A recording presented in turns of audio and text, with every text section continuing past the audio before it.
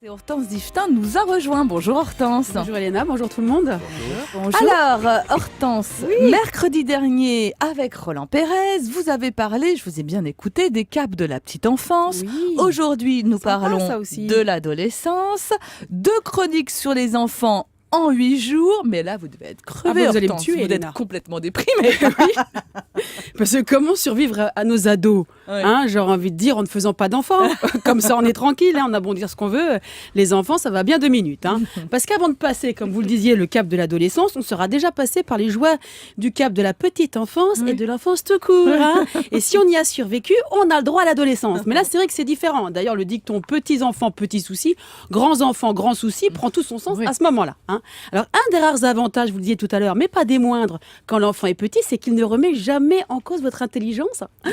Elle est énorme chez moi, ni votre parole. Elle est sacrée à la maison. Vous pouvez lui raconter n'importe quoi, il y croit. Et c'est très drôle d'ailleurs, il faut en profiter. Mais l'adolescence, tout change, et pas que le système pileux. Alors le premier vrai changement, souvent signe d'emmerdement à venir, passez-moi l'expression, c'est quand votre enfant vous regarde droit dans les yeux et que vous y lisez.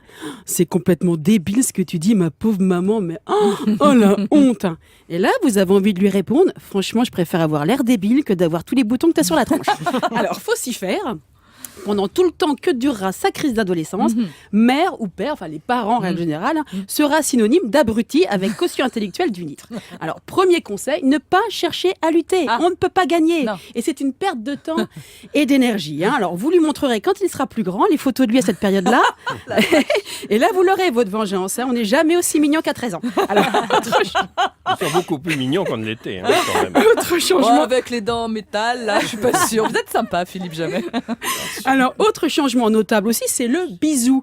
Votre ado essaie d'éviter le bisou du au revoir ou le bisou du bonjour. Ah oui, ça, Parce j'aime qu'en pas. plus de vous trouver bête, vous le dégoûtez. C'est ça aussi. Alors, c'est une période aussi où l'enfant arrête de vous parler. Enfin, Ah ouais. surtout à vous, les parents. Avec ses copains, il ne s'arrête jamais. Il est au téléphone tout le temps. Voilà. Et le peu de fois où vous adresse la parole, on préférait qu'il se taise. Parce qu'on se rend compte que son vocabulaire, c'est bien restreint depuis la dernière fois. C'est... Arrête, mais tu connais même pas, mais tu comprends rien, on s'en fiche. Ah, il dit pas, on s'en fiche. Vous êtes Ça gentil. se fait trop pas.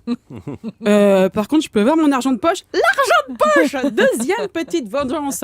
Lui donner le billet avec un qu'est-ce qu'on dit, encore mieux apprécié par votre ado s'il est entouré de ses copains.